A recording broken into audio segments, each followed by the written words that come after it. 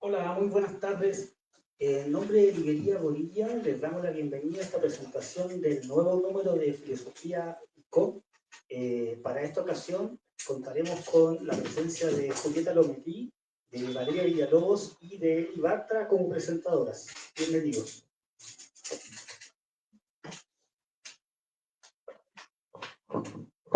Muchas gracias por asistir. Pues estoy muy emocionada porque ya vamos en el número 11 de la versión impresa. Filco, el portal en internet de Filosófico, existe desde el 2019. Pero hemos decidido, bueno, Amalia ha tenido esta buena idea junto al equipo de Filosófico en España de lanzar la revista impresa y ya vamos por el número 11. Este número está dedicado a México, ¿no? Escriben varios filósofos mexicanos, se habla, por ejemplo, de feminismo, también se habla de cómo Nietzsche llegó a México, de la concepción que hay en México de Nietzsche, también se habla de Juan Villoro y más temas que tienen que ver con Latinoamérica, ¿no? Perdón, con México. Y bueno, a mí me da mucho gusto tener aquí a nuestras dos invitadas. Les voy a leer un poco su currículum de manera muy breve, ¿sí? Eli Bartra es doctora en filosofía y profesora distinguida de la Universidad Autónoma Metropolitana, la UAM, como aquí la conocemos. Ha sido cofundadora y coordinadora en distintos momentos del área académica Mujer, Identidad y Poder, de la maestría en Estudios de la Mujer y del doctorado en Estudios Feministas. Esta entidad académica creo existe desde los 80.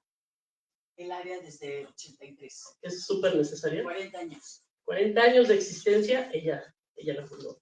Es coordinadora y coautora de publicaciones como Creatividad Invisible, Mujeres y Arte Popular en América Latina y el Caribe. Sobre feminismo y lo que se dice de él, escribe en este número.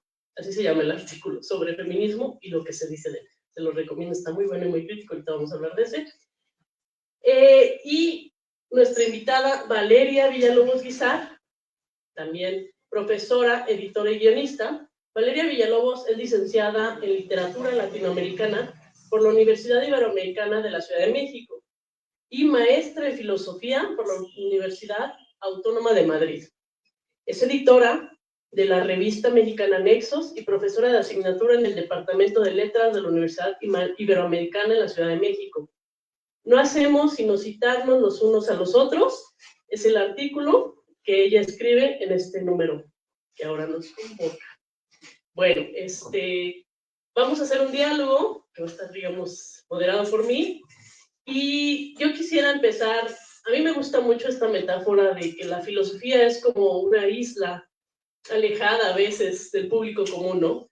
Una isla muy bonita, muy bella, a la que es difícil llegar, ¿no? A la que es difícil, a veces cuando intentamos llegar, naufragamos, ¿no? Porque hace mucha falta esta divulgación de la filosofía. Y en este sentido yo quisiera preguntarles, sobre todo a Valeria, porque en tu provocador ensayo de no hacemos sino citarnos los unos a los otros, dices lo siguiente, que a pesar de que nuestra labor escritural e intelectual no parece suceder más allá de la repetición de citas, y esto es muy, muy asunto filosófico, muy asunto de academia de filosofía, dices, al citar estamos reescribiendo un diálogo ya iniciado, quién sabe cuándo, cambiando el pasado, propiciando su encuentro con el presente e incitando a futuro a citarse con lo ya ocurrido, por lo que finalmente confirmamos que a pesar de que seamos repetidores de citas, parece haber algo de esperanza en la repetición de palabras, parece haber algo nuevo. En este sentido, yo te quisiera preguntar, ¿cómo encuentras esa esperanza en la filosofía académica, ¿no? Y después, ¿cuál sería la diferencia entre esta filosofía de academia, y esta filosofía que publicamos en Filosófico? ¿Cuál sería la diferencia y cuál sería lo que rescatarías en cada una de ellas? Okay. Bueno, buenas noches. Muchas gracias por estar aquí, que sé que en fechas decembrinas se pone difícil, y más por estar aquí para hablar de filosofía, que es raro.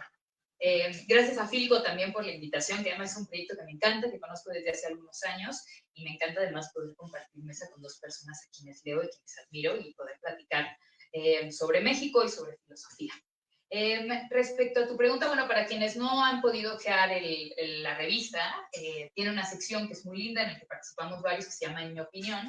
Yo tuve la posibilidad de escribir una de las entradas, que es la que menciona ahorita Julieta, y digamos que partió de dos cosas, ¿no? Yo estaba preparando un curso sobre literatura en el que se trataba de pensar la literatura en alianza con la filosofía a través de la cita, de la repetición, de cómo funciona literariamente.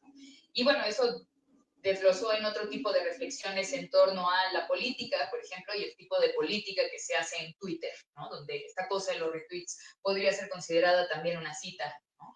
Y qué tan bien citamos o qué tan mal citamos, y bueno, de ahí va un poco el texto que intenta reunir las dos acepciones que tiene la palabra cita, por un lado la de mención textual y por otro lado la de encuentro, ¿no? Para pensar que la cita textual es un poco esas dos cosas a la vez, ¿no? Un punto de encuentro, un tejido entre dos textos que antes no estaban relacionados, sino por ese movimiento que implica citar, que es un movimiento de extracción, por un lado, y luego un segundo movimiento de injerto, que lo que hace es modificar ambos textos, ¿no? Digamos, el texto anfitrión y el texto huésped, para continuar una conversación, ¿no? Como lo citaba ya Julieta, que no sabemos dónde empezó y que tiene que ser bueno, y es una conversación sobre los muchos o pocos temas que llevamos discutiendo 2500 años, ¿no? La muerte, la vida, la alegría, el amor, la locura, etcétera, ¿no? Y bueno, esos fueron, digamos, un poco los orígenes de ese texto. Y también parte de donde venía la reflexión justo era de lo que citas, ¿no? De los papers académicos, por ejemplo. Si tuviéramos que hacer una diferencia un poco superficial y rápida de qué sería una filosofía académica y qué sería una filosofía divulgativa, creo que podríamos imaginar una filosofía académica justamente como ese ejercicio del paper en el que se trata a veces, parece de citar un montón de grandes autoridades para volver a decir lo mismo con otras palabras o intentar abonar algo a esa conversación ya iniciada, ¿no? Que a veces es una conversación entre los entendidos, ¿no? Como de broma, de entre entendidos nos entendemos y nadie más. Y podríamos pensar en la condición divulgativa que hace algo como Filco, para tener un ejemplo como muy puntual, que va por otro lado, ¿no? Creo que para abondar ese otro lado, me gustaría que platicáramos y me gustaría escucharte él y también Julieta, como pues para que partiéramos un poco por qué entendemos por filosofía en general, ¿no? Yo creo que hay tantas nociones de filosofía como filósofos o como lectores de filosofía. Y digamos, para mí la filosofía que más vale la pena, digamos, que es verdaderamente importante, ¿no? Es aquella que es, en primer lugar, yo creo un ejercicio compasivo y un ejercicio de compensación, ¿no? Pensando un poco como en esa noción del tipo de Blumenberg, ¿no? De que somos seres un poco arrojados a lo inhóspito y necesitamos de estrategias compensatorias para sobreponernos a la hostilidad del mundo. Y la filosofía es un ejercicio compensatorio de ese estilo, ¿no? Que intenta generar pues respuestas provisionales, no creo que haya otras, a preguntas que son incontestables, pero que son irrenunciables también, ¿no? Creo que es un ejercicio, y el título de la revista también apela a eso, comunitario siempre, ¿no? Ya Platón sencillamente es un diálogo con los amigos, ¿no? De las cosas que son fundamentales para vivir y para, en el mejor de los casos, vivir bien, ¿no? O vivir mejor. Creo que también, y eso es algo que he encontrado en otros números de Filco y con los otros autores que he podido platicar de la revista en este número y en otros, que la filosofía es también un acto en contra del imperio, ¿no? Del dogma. Es un ejercicio en contra de lo dogmático, de lo único, ¿no? Y en ese sentido es un ejercicio por la libertad también, ¿no? Y bueno, también creo que si pensamos la filosofía académica como la que pensaba, solamente como un conjunto de sistemas metidos en una estantería, que creo que es el común de los pensamientos en torno a cómo se piensa la filosofía, ¿no? Como esos libros que están nada más en el apartado de la letra B de la biblioteca, ¿no? Pues entonces la filosofía académica un poco no sirve para nada, la verdad, ¿no? Ya servirá para que nos citemos los unos a los otros en papers, ¿no? Pero si la filosofía es otra cosa, ¿no? Si la filosofía es un poco todo lo demás que decía, ¿no? Un diálogo, una conversación tal vez que está reiterando y reverberando palabras, pero que apunta a preguntarnos por cómo vivir bien, cómo vivir con otros, cómo salir de los problemas a los que no podemos renunciar, pero a los cuales tampoco tenemos una respuesta última. Entonces creo que la filosofía tiene mucho que decir, ¿no? Y entonces esa conversación de esas citas reiteradas y traídas a cuento una y otra vez, de 10 a 4500 años, sí tienen mucho que apelar al presente, ¿no? Porque no es lo mismo una pregunta sobre qué es la democracia hace 3000 años y una pregunta sobre qué es la democracia hoy, ¿no? Entonces, bueno, no sé si ya contesté tu pregunta, pero si no, solo diría que no sé cómo caracterizar una filosofía divulgativa, ¿no? Solo diría que es a mí la única que creo que me importa, pero que está muy bien la gente que entre entendidos se entienden y hacen estas cosas hiper singulares e hiper específicas, ¿no? Me parece genial y tiene que haber campo para eso, pero yo creo que, por ejemplo, proyectos como Filco parten de asunciones y de preceptos que me parecen súper valiosos, ¿no? Como pensar la filosofía en comunidad, pensar que es un acto de generosidad, por un lado, ¿no? El extender conocimiento a otros, pero sin paternalismo, ¿no? Y es un acto de confianza y yo creo que de esperanza en ese sentido, como cerraba lo del texto de la cita, ¿no? En confiar que si la filosofía es también un ejercicio de imaginación, puede caber el espacio para que pensemos que las cosas pueden ser distintas. Eso sería todo. Muchas gracias. Yo creo que Eli nos puede comentar más de esta importancia social que tiene la filosofía, sobre todo porque ella fue cofundadora de esta instancia que es bien importante, y aquí nuevamente en el tema del feminismo y en el tema de la importancia de estas narrativas filosóficas alrededor del feminismo como algo que es necesario para construir o reconstruir Latinoamérica y mejorar las relaciones entre unos y otros. Entonces, ¿cuál sería el impacto social que tiene la filosofía de academia y pues también la divulgación? ¿Tú qué? Y también el de que nos citamos unas a otras, ¿también abordo eso o no? ¿O eso le tocaba nada más a... Porque yo estoy totalmente de acuerdo en que los libros siempre hablan de otros libros y cada historia cuenta una historia que ya ha sido contada. Eso dijo Umberto Eco, no lo digo yo. Y estoy totalmente de acuerdo con Valeria en que nos citamos hasta la saciedad, en un diálogo que atraviesa siglos. Y bueno, pero es muy importante ver que citamos. Ahí va a ir mi crítica a Valeria, la única, ¿eh? Pero no me pude aguantar. Solamente citas a hombres. Creo que es muy importante tomar en cuenta que citamos. Claro, ¿cómo no vamos a citar hombres? O sea, si vivimos en un mundo unidimensional, hay un único sexo, uno, que domina en todo y que nos domina a nosotras también, desde la cuna. Entonces, a la hora que estamos citando, que hacemos trabajos académicos o no académicos, póngale, lo único que se nos viene, y puse de ejemplo, ¿a quién voy a citar? A Umberto Eco. Y espérense, porque hay más, podemos citar muchos más. Y creo que nosotras, pero todos los demás también, tenemos la obligación de hacer un esfuerzo adicional por voltear a ver a las mujeres. A las mujeres en la filosofía han permeado toda la filosofía desde siempre. Que no las viéramos, que no las consideráramos, es otra cosa, pero ahí están. Entonces, bueno, eso por un lado. La cuestión, me encanta. Yo soy una recién llegada a esta revista, debo decirlo, ¿no? A mí me invitaron a colaborar, colaboré, no he seguido el proyecto desde sus orígenes como ustedes, ¿no? Y me encantó lo que dijiste, lo de filosofía, y yo decía, y compañía, ¿no? Y compañía, yo en mí pensé filosofía y otras cosas, además de filosofía, y anexas, como quien dice. Pero me encantó como lo dijiste, filosofía y comunidad, porque eso es realmente, ¿no? Y es la intención, y es como está funcionando esta revista, que es de divulgación de la filosofía, que tiene que ser más entendible. Para mí, la filosofía, cualquiera que ésta sea, académica o de divulgación, tiene que entenderse, tiene que ser clara. No, o sea, no podemos escribir al estilo posmoderno de oscurecer lo más posible el lenguaje y la realidad, ¿no? Sino, creo que hay que clarificarlo. Y citemos o recordemos para ello a otro, ni modo, gran filósofo, Nietzsche, quien dijo, y no se nos debe olvidar nunca, quien dijo, quien se sabe profundo se esfuerza por alcanzar la claridad.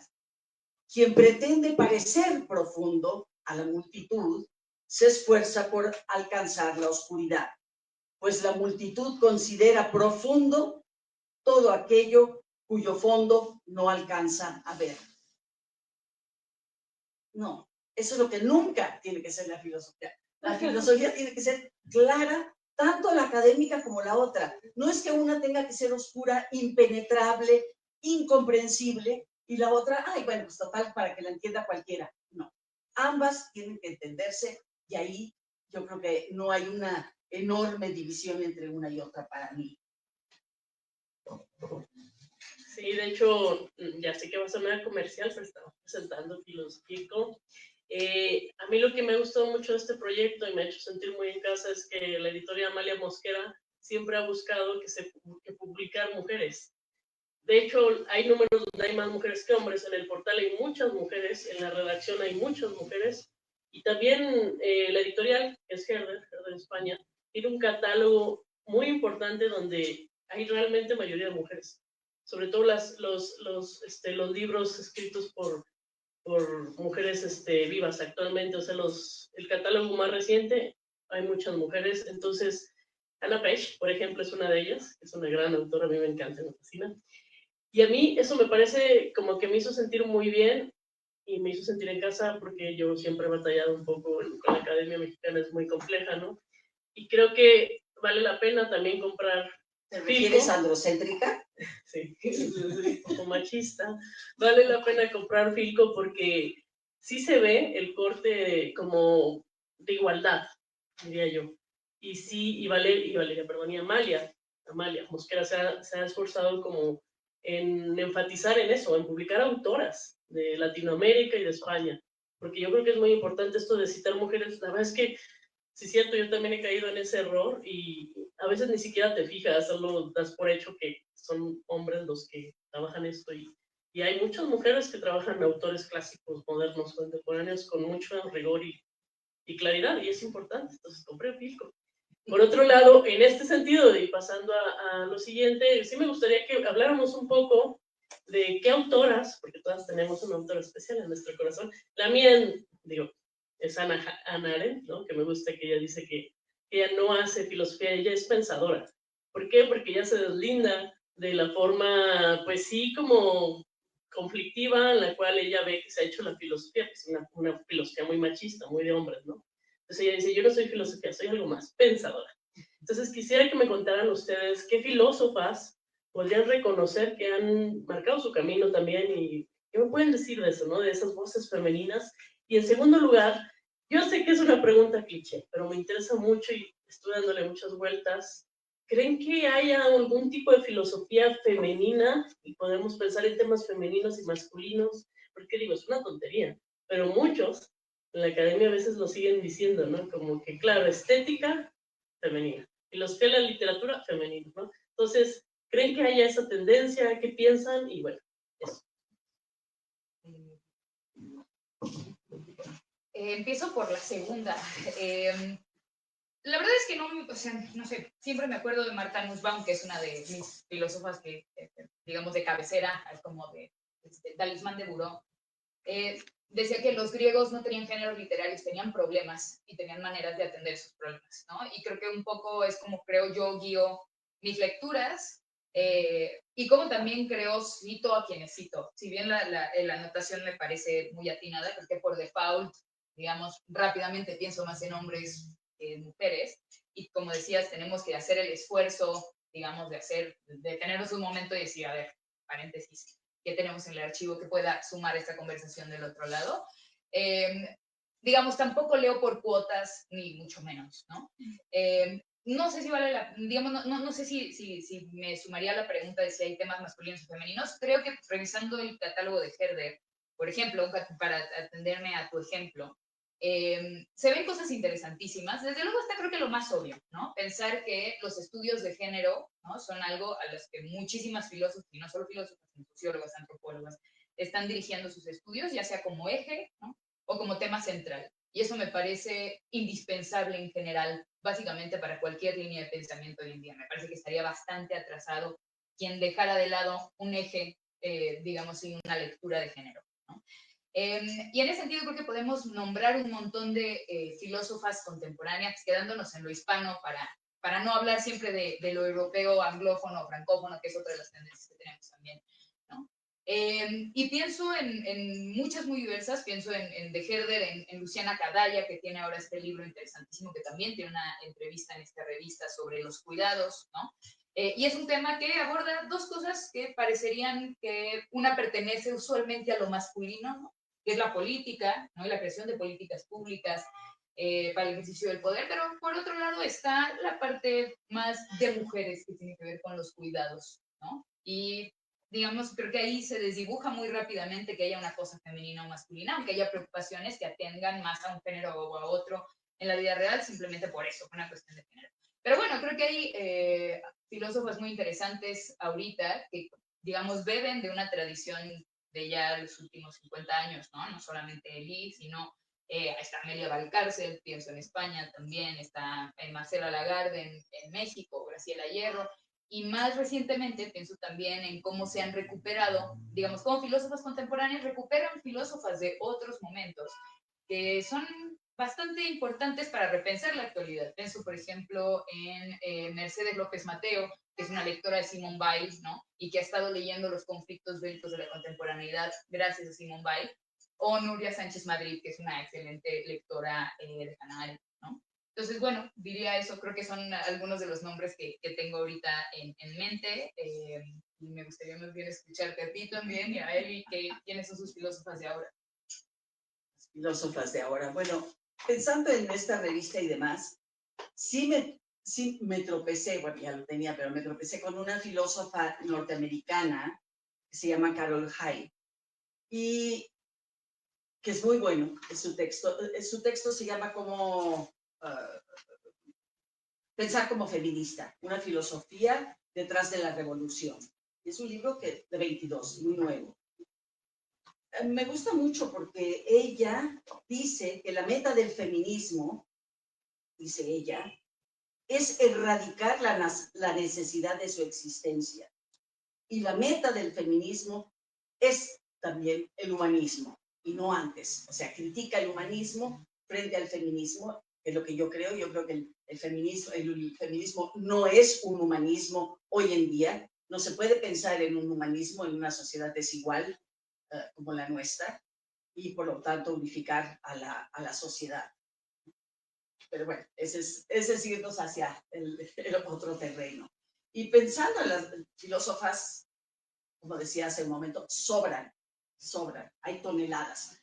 Podemos y dentro de las filósofas que han trabajado la cuestión, tú decías si hay temas específicos. Sí, las mujeres en la filosofía se han dedicado a hablar de la condición, con comillas, de las mujeres, o sea, de feminismo. Desde Mary Wollstonecraft, es una de las primeras, ¿no? Del siglo XVIII, Rosa Luxemburgo, estoy diciendo las que me gustan y las que me interesan, ¿eh? Rosa Luxemburgo, Harriet Taylor Mill, que siempre estuvo escondidita detrás del brillante académico que era él, Stuart Mill, Simone de Beauvoir, por supuesto, Lou Andrea Salomé, me encanta, Nancy Fraser, ya nos vamos acercando, Rosy Braidotti es una de las más brillantes filósofas feministas hoy en día, nómada ella misma. Victoria Sendón de León es para mí la mejor pensadora feminista española hoy. Y no podemos olvidar a Rosario Castellanos, ni a Francesca Gargalo, ni a Graciela Hierro, que fue mi maestra además, de México, para aterrizar por acá. Esos son algunos de los nombres, pero la historia del pensamiento está llena de filósofas. Unas me interesan a mí más que otras. Lo mismo que a ustedes, no sé. Sí, me parece muy interesante esto que dicen. Pues sí, hay muchas. Yo he descubierto, ya la conocía. En este tema de historia de la filosofía, a Laura Benítez, que me parece aparte una mujer encantadora. Estuve en la mañana en una reunión con Laura Benítez y cómo se ha dedicado ella a trabajar como hormiguita y me encanta porque, o sea, realmente se ha dedicado a pensar. Bueno, yo modero, pero también mencionando otras que me gustan.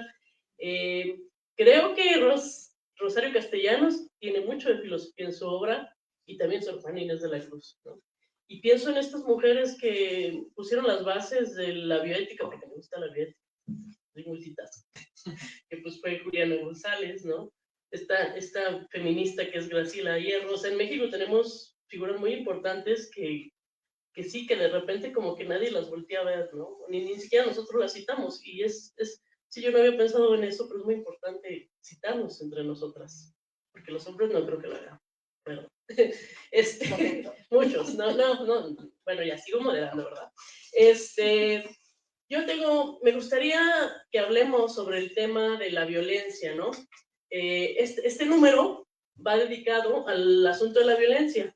Claro, entre ellos está el tema de la violencia de género, pero ya sabemos que el asunto, el tema de la violencia es muy amplio, entonces pues hay un texto de una de las redactoras, de las filósofas, que es Irene Ortiz, donde habla de toda la violencia, ¿no? O sea, como de los aspectos variados de la violencia, y ahí dice, ¿qué es lo que se puede hacer? Mi pregunta es, ¿creen que se puede hacer algo así como una filosofía contra la barbarie? Yo sé, esta es una pregunta utópica.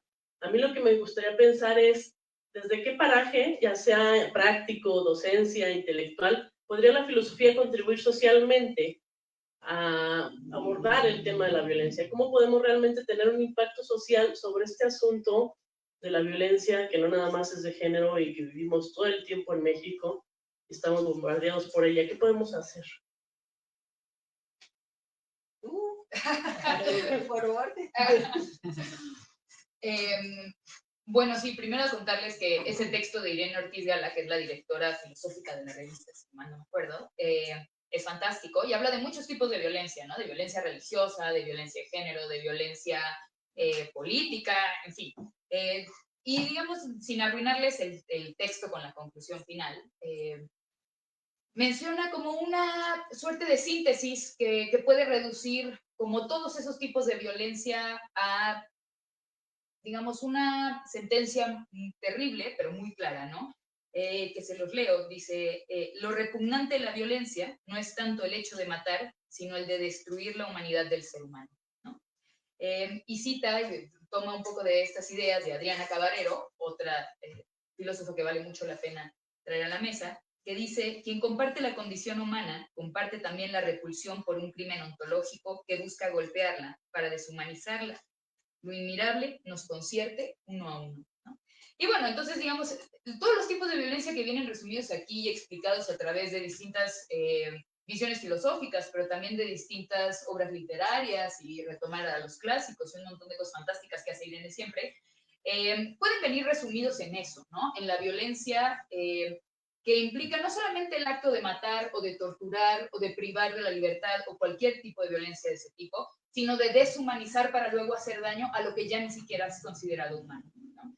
Y si tomamos eso como, digamos, lo más grave de la violencia, y si pensamos a partir de eso, ¿qué podría ser la filosofía? Bueno, yo creo que la filosofía por sí sola no puede hacer mucho, en realidad. Pero si pensamos, digamos, con ayuda de muchas otras cosas, pues sí que tiene algo que decir, ¿no? Si pensamos la filosofía un poco como lo retomábamos al inicio, ¿no? Como esta práctica dialógica, bueno, comunitaria, por supuesto, pero también de compasión entendido como etimológicamente, ¿no? Como de la vulnerabilidad, de entender, del padecer con alguien que en común padecemos un montón de cosas, ¿no? Esa filosofía que busca evitar, por un lado, como el avasallamiento, ¿no? Y que, digamos, impulsa lo imaginario, ¿no? Es decir, no tienes que sucumbir ante todos estos preceptos y juicios que te son heredados, sino la filosofía lo que hace es buscar un poco, dejar de ser súbdito de todas esas cosas, ¿no? Y ampliar. Y en ese sentido es que decíamos que era un gesto de imaginación. Y yo creo que si la filosofía puede hacer eso, bueno, es un gran comienzo para pensar cuáles son las salidas a la barbarie. Se cita mucho esta frase de Jameson, un poco ya hasta el cansancio, de es más fácil imaginar el fin del mundo que del capitalismo, ¿no?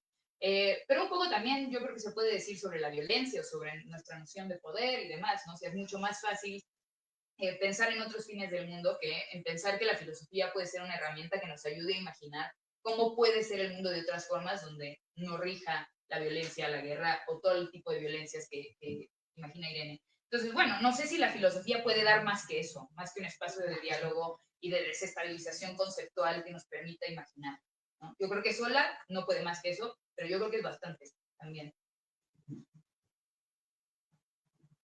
Sí, en este dossier sobre la violencia que han estado mencionando, ¿no? Que habla de los rostros de la violencia y hay apartados sobre la violencia política, la violencia física, ¿no? La violencia jurídica, etcétera. Que todas ellas, esta violencia representa barbarie. Y que esta barbarie le podemos poner un nombre genérico que en realidad se resume en la barbarie patriarcal, porque finalmente eso es. Si escudriñamos cada uno de estos apartados, nos damos cuenta que finalmente se trata de manifestaciones de este patriarcado. ¿Y quién lo llama barbarie patriarcal? Nuevamente es Victoria Sendón, quien tiene un libro dedicado a la barbarie patriarcal, ¿no? Y desmenuzarlo. Y si lo desmenuzas, te queda en ello. Siempre se nos ha hecho creer que la filosofía no sirve para nada. Es que depende de lo que queramos obtener, ¿no? Si necesitas obtener 10 pesos al día siguiente a través de la filosofía, probablemente no. Si necesitas, ¿qué? ¿Activar qué? No se trata de un inmediatismo que puede producir el pensamiento filosófico. Pero yo creo que sin pensamiento filosófico no hay humanidad, pura y simplemente. Creo que el pensamiento todo y el pensamiento filosófico en particular son fundamentales del ser humano, que lo hace humano justamente. Y ahí sí, por primera vez, que generalmente no lo hago, utilizo el genérico de ser humano, ¿no? Agrupando a todo el mundo. Pero es una generalidad, una abstracción en este caso, que no suelo utilizar porque no creo que exista el ser humano en abstracto. Existen personas concretas, hombres y mujeres. Entonces, pero a estas personas, claro que les sirve. Desde ahí a las mujeres nos sirve mucho la filosofía política feminista. ¿Para qué sirve? Porque va de la mano con el activismo. Es la teoría y la práctica que van juntas. Entonces, si lo queremos traducir en acción inmediata, también sirve para acción inmediata. Sí, yo ahí sí quiero, claro, estoy de tu lado. Para mí, y no es utópico, para mí la filosofía es el inicio de las políticas públicas. Finalmente, o sea, gracias a la filosofía hay documentos para atender crisis sanitarias en asuntos bioéticos, gracias a la filosofía y políticas de género que no había antes. La filosofía es el inicio de eso, de las políticas públicas y de un cambio social. Yo creo que son la inspiración, la filosofía fue la inspiración de la psicología, de la medicina, del derecho, es súper importante para mí. Yo creo que sí sirve muchísimo la filosofía, ¿no? Es un proyecto no solo práctico y educativo, sino también, sobre todo, político, instalado en lo político. Y por último, esto me gusta siempre preguntarlo porque me gusta que la gente más joven pueda entender cómo pueden apropiarse de la filosofía también para ellos mismos y entonces que nos cuenten un poquito cuál es la diferencia entre sabiduría y conocimiento. ¿Dónde creen que puede uno encontrar esta sabiduría? En la naturaleza, en los libros, en la experiencia personal, en la conversación con otros. ¿Y cuál sería como su distinción frente a lo que sería conocimiento? Vamos a seguir en orden. Sí, somos muy obedientes. Somos muy obedientes. Somos, sí, ñoñas. Bueno, la verdad es que no lo sé muy bien. O sea, digamos, si me pongo como muy básica, en el buen sentido, ¿no? Así como muy aristotélica de pensar sabiduría como aquel ejercicio de la filosofía práctica, ¿no? Como las reflexiones que necesito tener de contexto, de consecuencias, de efectos, para tomar una decisión y llevar a cabo una acción. Digamos, eso podría ser una concepción de sabiduría. Es, yo creo, lo que se acerca más a la filosofía, ¿no? Perdón. Porque la filosofía me parece siempre, de alguna forma, práctica, ¿no? Y luego, si pensamos en conocimiento, a lo mejor como algo más constatativo, cercano a la ciencia, ¿no? Como a esa episteme, digamos, para plantear una distinción sin pensarlo demasiado. Yo diría que la filosofía en ese sentido, como sabiduría, pues está en todas partes, ¿no? O sea, es más bien una actitud y un acercamiento, y bueno, por supuesto que la filosofía también está en los libros y en los estantes y en estas discusiones y en todos lados. Entonces, no soy de muy dar consejos, pero yo diría siempre que, o sea, la filosofía, como cualquier cosa nueva, se le entra con paciencia, con muchísima confianza. Este tipo de proyectos es un espacio fantástico para entrarle a la filosofía por un lugar gentil, ¿no? Porque sí, la filosofía no tiene por qué ser fácil, ¿no? Una cosa es que sea divulgativa y otra cosa es que sea sencilla, ¿no? Y creo que en el esfuerzo hay mucho valor y hay mucho amor. Y quienes nos encantan estas cosas, encontramos un valor simplemente en el esfuerzo que nos implica entender ciertas cosas y ciertos sistemas y ciertos conceptos. Entonces yo simplemente diría que hay que entrarle por donde sea, pero entrarle y entrarle con paciencia, ¿no? Mi mamá en algún momento me decía, es increíble que tú sientes que tienes que tomar decisiones muy rápido todo el tiempo, pero le tienes toda la paciencia del mundo para entender a Hegel, ¿no? Y así pasa, ¿no? De repente lees un texto y se sedimenta 4 años después, y dices, al fin entendí que estaba leyendo hace 4 años. Bueno, yo creo que así es esto, y vale la pena entrarle por donde sea, mientras sea entrarle, y entrarle con mucha paciencia y con confianza. Bueno, yo creo que se comprende el mundo por medio del conocimiento. Por medio del conocimiento se ve, se observa, se analiza la realidad que nos rodea. Y hay muchas formas de conocimiento, ¿no? Hay la forma de conocimiento a través de los sentidos, el conocimiento empírico, a través de la experiencia, el mágico, un conocimiento mágico. Hay quien habla de un conocimiento religioso, yo no, pero lo consideran, ¿no? El conocimiento científico, desde luego, y el artístico, entre otros, ¿no? Hay diferentes formas de conocimiento. Luego, la acumulación de conocimiento es lo que se le llama sabiduría, ¿no?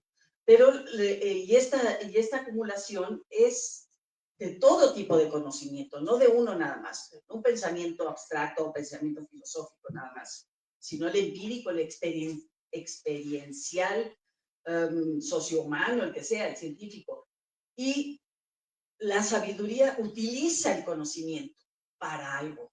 O sea, no es nada más como separado de una acción concreta, tiene una acción.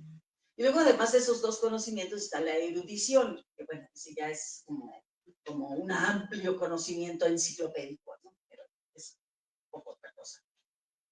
Sí, y me gusta mucho esta concepción de conocimiento, perdón, de sabiduría que finalmente engloba varios tipos de conocimiento, y en ese sentido me gusta mucho recomendarle a la gente más joven, los que están viendo en redes, pues sobre todo leer como los clásicos, ¿no? A los estoicos, por ejemplo, porque yo creo que la filosofía también te puede dar una forma como de estética existencial, como una forma de aprender a vivir bien a partir de ciertos textos clásicos que sí son como consejos de vida, ¿no? Y sí son sencillos. O sea, sí hay una parte de esa filosofía que es simple y que puedes tomar y encarnar en tu propio cuerpo, y son estos clásicos que tienen que ver más con la sabiduría, ¿no? Con asimilar lo que estás ahí leyendo a tu propia vida.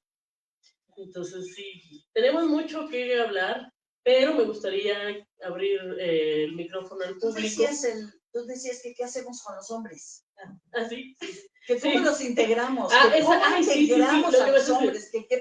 Perdón, antes de acabar, perdón, sí, eso es bien importante. Es que yo daba porque ya lo habíamos medio resuelto, pero creo que hay una parte que me gusta mucho de Eli, donde ella dice, en su texto dice que, a ver, que sigas viendo como un tipo de negación de los feminismos, y sí, típico que alguien dice, ay, son feministas, ¿no?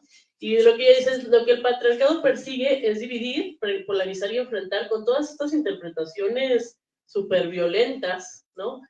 De los movimientos feministas, que aparte que les importa. A lo cual concuerdo, parece que en vez de apuntalar los aciertos y retos futuros del feminismo, se ha creado una atmósfera de violencia y de lucha de sexos entre hombres y mujeres. Eso es cierto, pero ellos dicen que el feminismo es el culpable. Entonces, bueno. Eli dice que esto parece responder a oscuras mentalidades e intereses patriarcales para mantener el poder, lo cual me parece muy interesante. Yo quisiera saber cómo podemos integrar a nuestros compañeros masculinos a esta lucha común sin declarar la guerra, sin que se sientan excluidos, sin que se sientan que esto es un ataque contra ellos, un complot. ¿Cómo podemos hacer entender que el feminismo es algo que lucha por la igualdad, o sea, no por ser más que ellos? Ay, Julieta, esa ha sido la preocupación desde hace medio siglo. ¿Cómo? Pero el feminismo está contra los hombres. No, está contra el machismo, no contra los hombres. ¿No? ¿Y el machismo dónde está? ¿Flota en el aire? Pues no, está encarnado en las personas. Pero todavía recuerdo un programa de televisión de hace muchísimos, pero miles de años, que se llamaba La Pareja Humana, 1.000.000 de años. Y hace tantos años que uno de ellos era Monsiváis y la otra era Pilar Calvo, una feminista. Ninguno de los dos vive, lamentablemente. Y entonces ella, como feminista y nueva, decía, no, pero el machismo, pero ¿cómo? Pero no es contra los hombres, pero es que no sé qué, pero, ¿no? Disculpándose como se hace siempre. Y Monsiváis, como siempre, dijo, a ver, y fue él el que dijo, el machismo está en algún lado y está en los hombres en primer lugar. O sea, porque no flota, no está en, como que, ay, ¿dónde está el machismo ahí solito, no? ¿O qué? Es una nube por ahí, ¿entienden? Entonces, claro que está en los hombres y en muchas mujeres. Claro, las mujeres no están interesadas en el machismo, los hombres sí. Los hombres tienen privilegios, las mujeres no. Las mujeres tenemos opresión. Entonces, y la opresión es una palabra clave dentro del pensamiento feminista y de la acción. Que hay que integrarlos. Yo no creo que hay que integrarlos a nada. Son bastante grandes para hacer lo que quieran o lo que les dejemos hacer. Pero lo que sí, y para eso sirve el pensamiento, y para eso sirve la filosofía, sí se tienen que dar cuenta de que su modelo de sociedad no funciona. Es un modelo de sociedad violento, inequitativo, injusto, y no solo contra las mujeres, en general. Esa injusticia no es contra mujeres, es injusticia de clase, de etnia, de racialización, de lo que quieran. Y eso fundamentalmente lo crean. ¿Quién lo crea? El patriarcado. Pero ¿quién manda dentro del patriarcado? Que nuevamente no es una entelequia, ¿no? Es un modelo de sociedad que no hemos podido desmantelar. Sí, que es que la igualdad, ¿cuál igualdad? Sí, igualdad jurídica, igualdad, paridad en las políticas. Dentro del mismo modelo no vamos a avanzar. Está muy bien la paridad, sí que bueno, pero no hay cambios fundamentales, cambios radicales. Sí, de hecho es muy interesante eso que dices. Estaba escuchando a una psicóloga, digo, es un comentario medio banal, pero decía, los hombres contemporáneos buscan mujeres que ya no existen. La verdad es que un poco sí. Y las mujeres buscan hombres que están en proceso. Entonces, lo que ella decía era, pues hay que aceptar las circunstancias, si no quieres quedarte sola, en este sentido, y no, decía esto, y no, pues no tener estándares súper altos del hombre teórico que sí es feminista, ¿no? Del hombre que sí sabe ser compañero y sabe expresar sus sentimientos y no es violento, sino que ver que es, pues acompañarlo en el proceso. Y decía, wow, es muy fuerte eso, ¿no? Que dice ella, porque realmente es bien complicado y yo conozco muchas de mis amigas o muchas de mis colegas son mujeres muy fuertes, sobre todo aquí en la Ciudad de México, ¿no? Es donde me relaciono, y finalmente no logran encajar en una pareja porque de verdad es muy difícil, o sea, sí es cierto, ellos están en proceso. Y entonces mi pregunta es, ¿cómo podemos volverlos conscientes de eso? Es una pregunta compleja, ¿no? Y no quiere decir que los rechacemos, hablando y ¿no? actuando. Así es. Hablando y actuando, sí. Pues muchas gracias por tu respuesta, Eli. Me encanta ese, porque sí tenemos que cambiar, definitivamente. Y abrimos las puertas, no, el micrófono al público. Ay, por favor, comenten, pregunten. Y nosotros hacemos todo esto para nuestro público.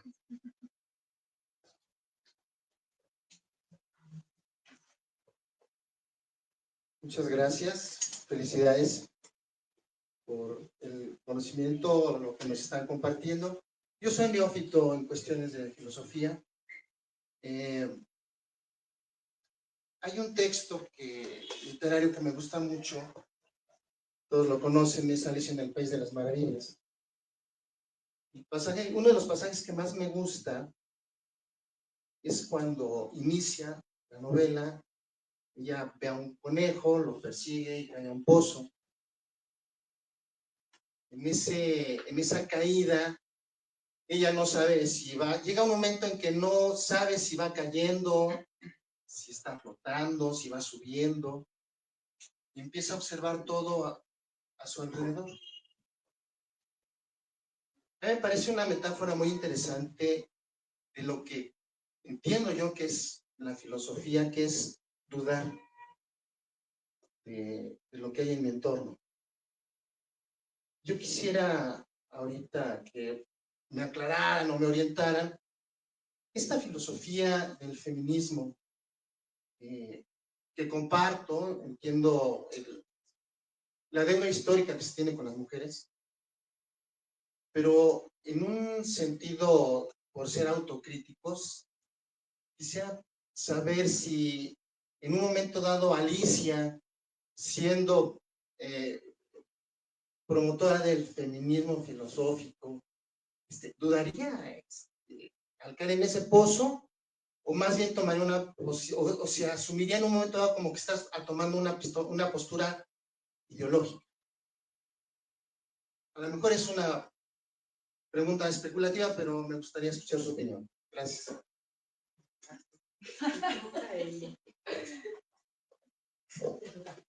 No, es que la verdad no entendí del todo, pero de la duda, es que me gustó mucho lo que dices de la duda. Yo creo que es uno de los principios fundamentales de todo pensamiento, filosófico también, pero por ejemplo del pensamiento feminista. Parte justamente de la duda, e incluso más que de la duda hay otro concepto más afortunado todavía, que es la sospecha. Hay que sospechar de todo, que lleva a la duda, o sea, van un poco de la mano, ¿no? Uno y otro. Yo creo que eso mueve, o sea, eso es lo que hay que, las certezas, las certidumbres no te hacen avanzar mucho, te hace avanzar más la sospecha y la duda. Pero ahora, en cuanto a Alicia, no sé, ahí te va. Ahí te va Alicia. No, la verdad yo tampoco puedo, no sé si podría pensar ahorita rápido en Alicia como un gesto filosófico y demás, pero nada más sumaría algo a lo que dijo Eli, que creo que vale la pena pensar que la filosofía, a diferencia, por ejemplo, de la autoayuda, es un gesto y es una práctica diaria de por vida, ¿no? No es un recetario, no es como siga estos 10 pasos y listo, ¿no? Sino es una actitud y es un trabajo, es un hábito en ese sentido también, ¿no? Como hay un primer móvil que puede ser el deseo, la curiosidad y demás, pero luego tiene que haber un segundo que debe ser el hábito filosófico por preguntarse y por sospechar, como dice él, ¿no? Y eso es siempre incómodo. Pero no puedo responder a la pregunta de Alicia en el País de las Maravillas, pero me encantaría, gracias. Gracias. ¿Alguien más quiere hacer algún comentario o alguna pregunta? ¿Algún trauma?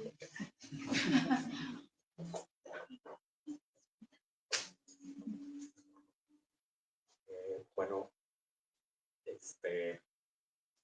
haciendo un poco un enlace en lo que comentaste sobre Alicia, creo que yo sí puedo mencionar algo interesante sobre Alicia que podría aportar a la conversación.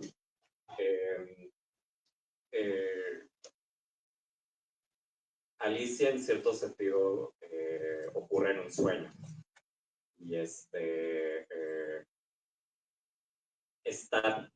un personaje que sale del espacio real y que empieza a pensar el mundo desde otro lado que no sea el de la razón, ¿no? Es decir, esa escena que describes en la que está cayendo por la madriguera del conejo, es como este momento en el que las leyes de lo que consideramos real se alteran de alguna manera, ¿no? Y ya no responden a la misma lógica que todos tenemos asimilada como hechos. En ese sentido, y para regresarles a ustedes como a la pregunta, siento que hay algo que a veces se pierde mucho en el pensamiento, y es el espacio de, pues sí, como de la imaginación en ese sentido, ¿no? De lo que no es. Pienso, por ejemplo, mucho en el romanticismo, que buscaba pensar el mundo desde otro lado que no fuera nada más el del pensamiento lógico. Y en ese sentido, ¿creen que hay algún espacio en el feminismo, en el pensamiento feminista, para pensar las cosas también desde el sentimiento, o desde, sí, o sea, porque noto que siempre hay muchos, lamentablemente, ¿no? Tenemos muchos datos muy crudos y muy actuales, ¿no? Sobre toda la violencia que hay en el país, por ejemplo, y en el mundo. Y aunque son importantes y siempre están ahí, creo que hay una parte que nos concierne a todos también como seres humanos, y es la parte pues de la poesía, ¿no? En ese sentido, de lo que no necesariamente responde a lo útil o evidentemente útil. No sé si me doy a entender, perdón. Pero sí. Bueno, hasta donde entiendo, sí, creo que el feminismo, el pensamiento feminista, no se rige por la razón fundamentalmente. Está permeado todo él de imaginación. ¿Qué es sino la utopía? Y la utopía feminista, pues es imaginación. Y desde luego sentimientos, bueno, sentimientos y subjetividades y todo lo atraviesa por todos lados. Nada más hay que agarrar los textos feministas del mundo entero, ¿no? Y están llenos de eso. De literatura, bueno, ni hablar, ¿no? Literatura feminista hay a pasto y cada vez más, ¿no? Poesía, lo mismo, muchísimo. Entonces, claro que lo atraviesa y es fundamental, ¿no? Ojalá no fuera, digo, y qué bueno que no es nada más razón, ¿no? Porque no se va muy lejos nada más con eso. Sí, creo que agregaría que creo que es una de las cosas más novedosas del pensamiento feminista en general, que no sea como este ente que por un lado olvida la parte más corporal de nuestra experiencia vital, ¿no? Y pones mucho en el centro las reflexiones sobre el cuerpo, y la otra es como el giro afectivo que tienen muchas de las ideas del pensamiento feminista, ¿no? Que es considerar a las emociones desde su participación política, pero digamos tanto en colectivo, en plaza pública, como a nivel interpersonal. ¿Alguna pregunta más?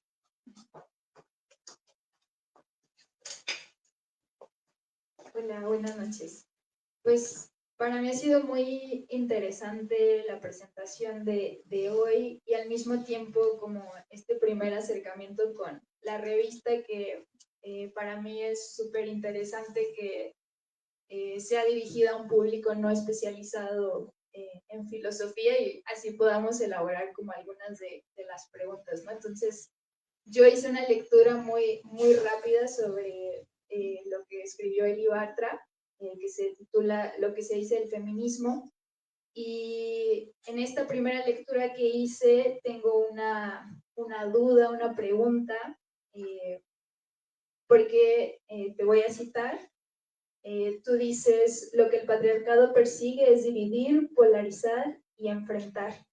Y al mismo tiempo me parece que sugieres como una posible vía pensar lo plural de los feminismos, ¿no? Y que hay toda esta propuesta para atender como a las distintas necesidades, problemáticas a partir de los feminismos. Entonces, mi pregunta sería si para ti es relevante sugerir lo plural y los feminismos a partir de esta división del patriarcado, si serían los feminismos una pluralidad en respuesta a esta división, o cómo es que se estarían contraponiendo, por así decirlo. Mira, desde mi perspectiva, se ha acentuado recientemente, en años recientes, mucho las divisiones dentro del feminismo. De la misma manera que se ha acentuado por muchísimo tiempo la rivalidad entre las mujeres. Se nos ha hecho creer que las mujeres competimos constantemente, y competimos por el hombre, y competimos por todo, y competimos por la belleza y competencia. Cuando que si te acercas a la historia, está cruzada por la amistad y la cooperación entre mujeres a lo largo de la historia, e incluso, para no ir más atrás, hoy en día, ¿no? Hoy en día las cooperativas de mujeres en el mundo del trabajo son mucho más que las cooperativas de hombres en diferentes países. Yo lo estudié, por ejemplo, en Brasil. Las cooperativas de mujeres vinculadas al arte popular eran, pero a pasto. Aquí igual. Esa cooperación entre las mujeres, ¿no? es enorme. Y en cambio se nos señala siempre la rivalidad, que no es así, que hay rivalidad, ¿verdad? Hay rivalidad por todos lados, pero no es lo que hay que señalar. Hoy en día se está señalando las diferencias dentro del movimiento feminista y dentro del pensamiento feminista, como si fuera algo nuevo. O sea, el pensamiento feminista siempre ha sido diverso, múltiple, heterogéneo. Siempre ha habido todo el abanico, desde el feminismo liberal hasta el feminismo más radical. Siempre, en todos los países del mundo, ha habido una gran diversidad.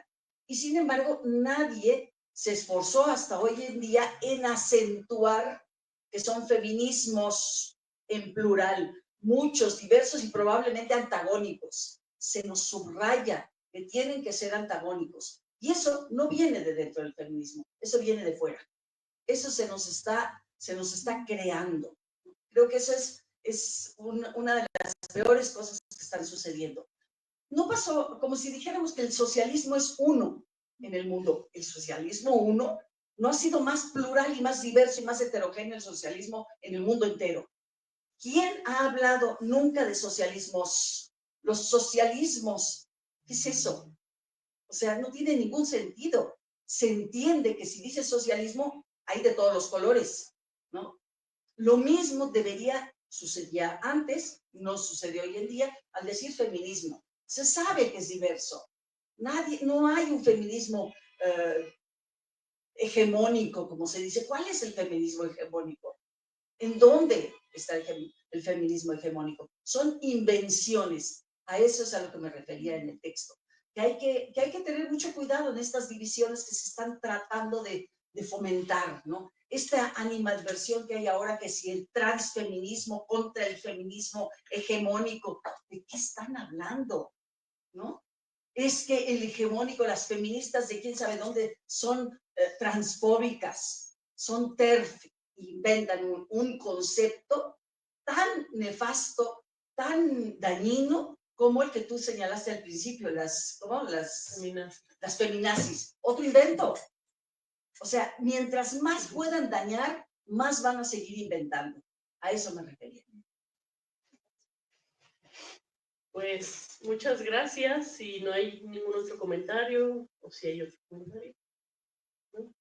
Pues nada más yo los invito encarecidamente y con mucho énfasis a que compren la revista. Aquí la venden y muchas gracias por acompañarnos. Y es bonita, ¿eh?